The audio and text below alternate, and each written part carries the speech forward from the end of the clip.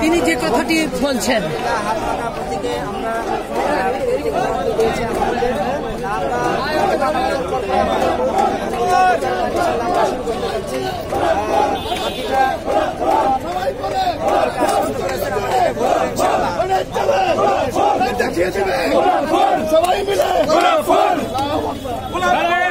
আমরা যখন প্রতীক নিতে আসি তখন কিছু কিছু জায়গায় যে প্রতীক সাজানো হয়েছে আর কি এটা আমাদের